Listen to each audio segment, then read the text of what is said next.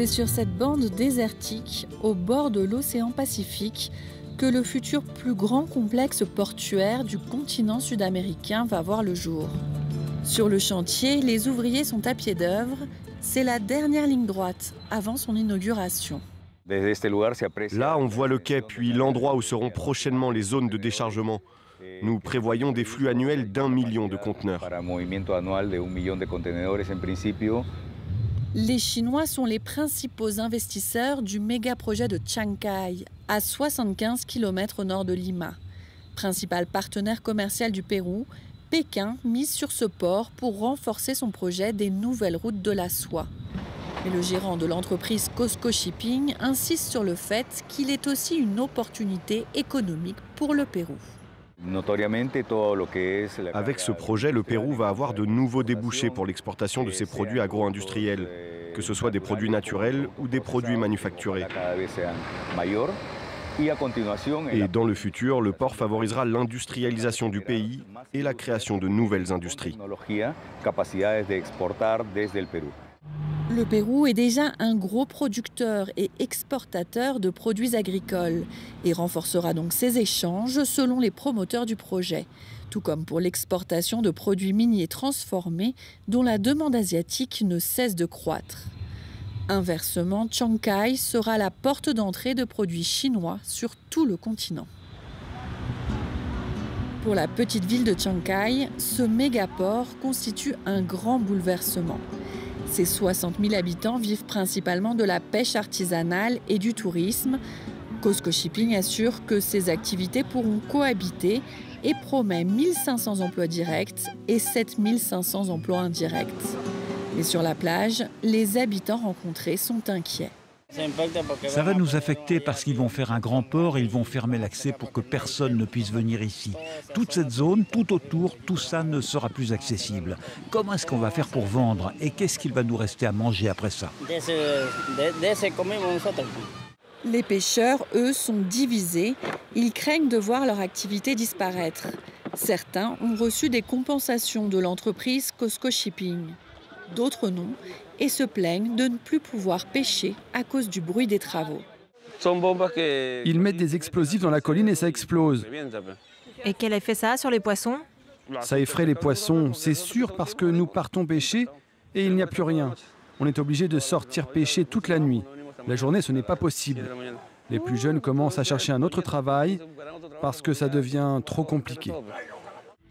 D'autres habitants partagent la même inquiétude. Ce sont ceux qui vivent tout près du tracé du futur port. Les logements sont collés au chantier. C'est le cas de celui de Myriam Arce. Depuis plus de 5 ans, cette femme subit les nuisances liées à la construction.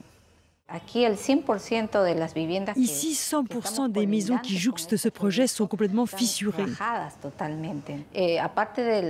Au-delà des dégâts matériels, on a le problème psychologique. Chaque explosion est un traumatisme pour les enfants.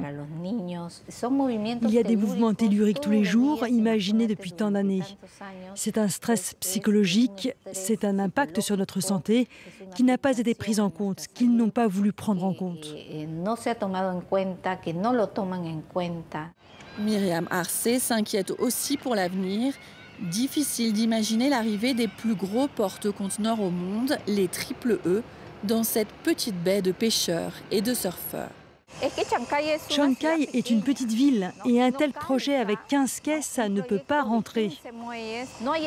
Il n'y a pas assez d'espace, il n'y a pas assez de routes, il n'y a pas assez de services. La population va doubler et Chancay n'est pas prête pour ça. Plus au sud du chantier, l'avenir de la zone humide est une autre source d'inquiétude. Santa Rosa s'étend sur 77 hectares.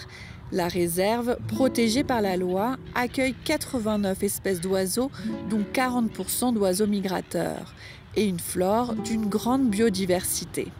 Il y a 56 espèces de flore, parmi lesquelles la jacinthe d'eau, mais aussi la laitue d'eau, qui est une autre variété qui se trouve dans la lagune. Et dans cette partie que nous voyons ici, c'est le totora. William Jurado a pris la tête d'un comité de vigilance environnementale. Selon lui, cette réserve d'eau douce est en danger et les travaux de l'infrastructure ont déjà des conséquences. La construction de ce mégaport affecte la zone à cause du son, des vibrations et des particules émises. Sur le chantier, le bruit est fort, car on y déplace des conteneurs, des grues, des véhicules et nous sommes juste à côté. Perdre ces plantes, ce serait aussi perdre la fonction de captage du carbone et elles servent de nourriture aux oiseaux de nid. Elles complètent la biodiversité de la zone humide de Santa Rosa. Le gouvernement régional et la mairie de Chancay sont conscients des problèmes soulevés, mais pour eux, c'est une opportunité à saisir. Tous les Chancaleanos espèrent que cette construction, ce mégaport, leur apporte de nombreuses opportunités, et particulièrement les jeunes qui vont vouloir apprendre un travail. Il va falloir des techniciens, il va falloir des magasins, des hôtels. Il nous faut bien préparer notre ville à recevoir tout ce qui va arriver par la suite.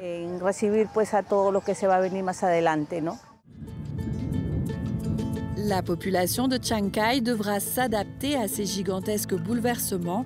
À l'automne, le président chinois Xi Jinping scellera la présence de la Chine sur le continent latino-américain.